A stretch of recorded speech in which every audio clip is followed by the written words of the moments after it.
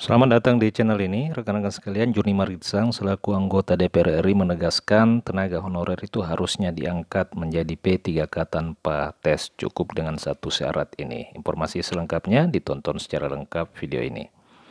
Rekan-rekan sekalian, Komisi 2 DPR RI, Juni Margitsang kembali mempertegas hasil rapat dengan Kementerian Pendayagunaan Aparatur Negara dan Badan Kepegawaian Negara beberapa saat yang lalu mengenai soal pengangkatan tenaga honorer.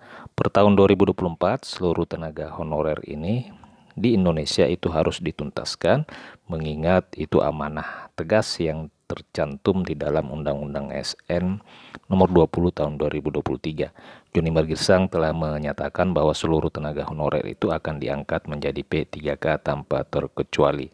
Kemudian ia pun menambahkan bahwa kesepakatan dan masuk dalam kesimpulan Menpan RB dan BKN, semua tenaga honorer itu nantinya akan diangkat menjadi P3K tanpa kecuali. Itu yang dikatakan beliau, seperti yang disimak dari dari akun YouTube TV Parlemen. Nah, rekan-rekan sekalian, mengenai hal tersebut, Juni Margitsang juga menyampaikan bahwa tidak hanya tenaga honorer di beberapa bidang, bahkan hingga office boy pun juga akan diangkat menjadi tenaga honorer menurut Juni Margitsang.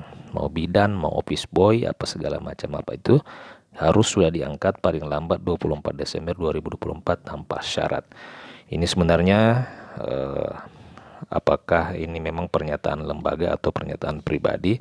Namun yang pastinya usulan dari Juni Margitsang ini patut kita apresiasi. Mudah-mudahan nanti di pemerintahan yang baru, Bapak Presiden Prabowo Subianto, usulan pengangkatan honorer, semua honorer untuk diangkat menjadi ASN P3K itu bisa diterima. Namun demikian, tenaga honorer meskipun diusulkan tanpa syarat, yang akan diangkat menjadi P3K setidaknya bisa memenuhi satu kriteria.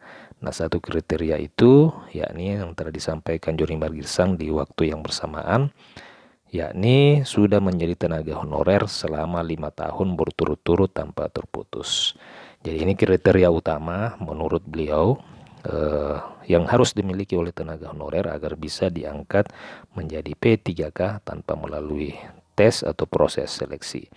Tenaga honorer dengan kategori tersebut berdasarkan penegasan dari Juni Margitsang akan diangkat menjadi P3K tanpa melalui proses seleksi. Nah, rekan-rekan sekalian, usulan ini adalah usulan yang menarik. Mudah-mudahan pemerintah selanjutnya atau periode kepemimpinan Prabowo Subianto bisa menindaklanjuti usulan dari anggota DPR RI ini. Demikian informasi kali ini. Jika ada tanggapan dan pertanyaan, silakan tuliskan di kolom komentar. Terima kasih, sampai jumpa di video berikutnya.